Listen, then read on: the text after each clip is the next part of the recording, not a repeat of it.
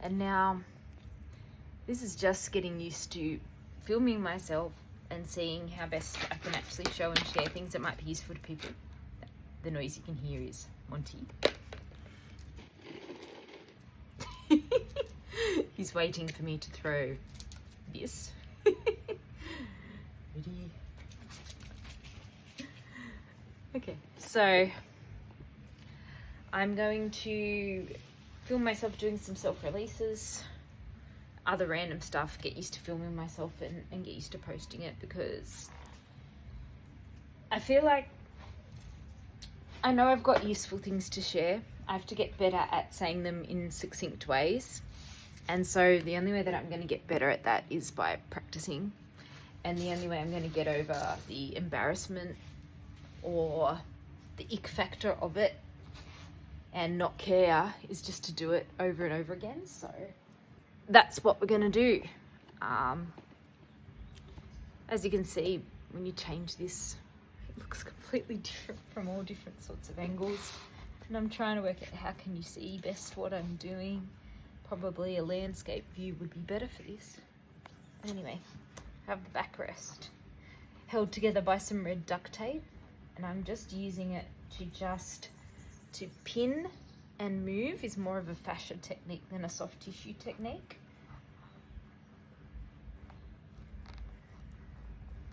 So I'm focusing on where I'm feeling, and if there's like a bit sticky spots where the fascia's not moving appropriately. This tool isn't made for this.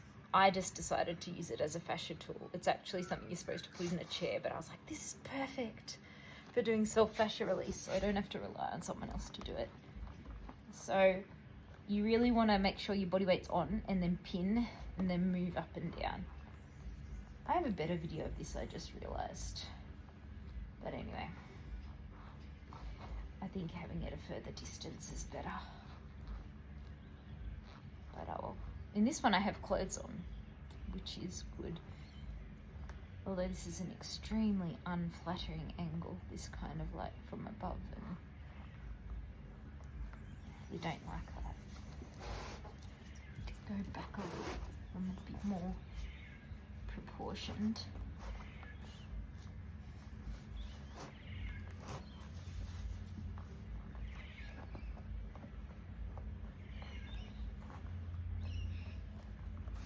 Bit of a gnarly spot, that's why I'm leaning more on the right side.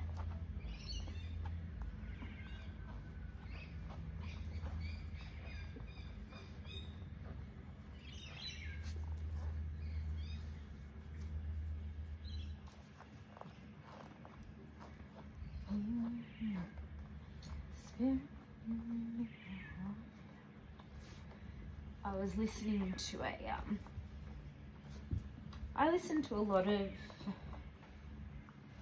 spiritual stuff these days, because I think it helps you to,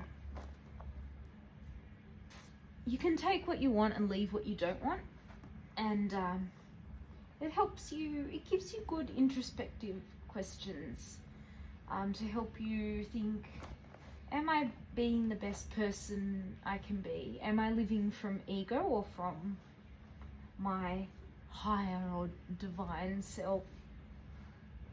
You know, a great one from Dr. Joe Dispenza is, what would love do? And you know, when I ask myself that question, I have to go and feel love in my heart, and that is good for you to go. So instead of being frustrated, you know, if someone's left a mess or whatever, you think, what would love do? And you feel love in your heart, and you go, you know what, I'll clean this up. You know, with love, not with anger. It's bad for me if I feel anger and resentment. That being said, don't tolerate, you know, being taken advantage of and that sort of thing. But all of these things come with a caveat. See, I need to get more succinct at what I'm talking about rather than just rambling. Anyway, the point was, Carolyn Mice, she had some great questions today, and it was, interestingly, she was talking about pride getting in the way of doing things. When she says pride, I really think ego, and I think fear, actually. She was saying, when have you felt compelled to do something, but pride has gotten in the way? Like, for example, you've thought, oh, I should go and help my neighbour. Oh, but I don't know them. What if they were, you know? And I think that's actually sometimes a fear of rejection, or a fear, you know, or when you get an urge to do something and you ignore it, sometimes it's fear. And so I don't fully have the answer to that. I think if it's a fear of what people think of you, that's an ego fear. But sometimes it's a fear that's a bit more base survival, like how will I make income?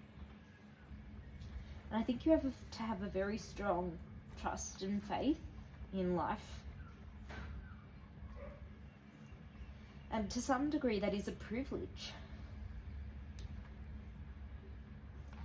You know, not everyone has the privilege of knowing, you know, that life will have their back, and a lot of people have a lot of evidence from their past to the contrary.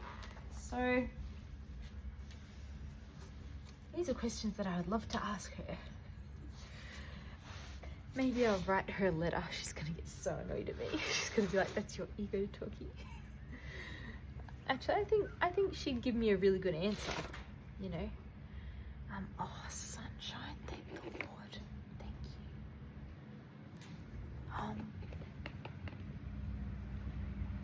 So let's see what she says. I might write to her about it. And yes, right, not. Maybe I'll write a letter, not an email, then it might actually make it to her. I feel like no one snail mails these days. It might make an impact. And if it doesn't get to her, then oh well, I've tried.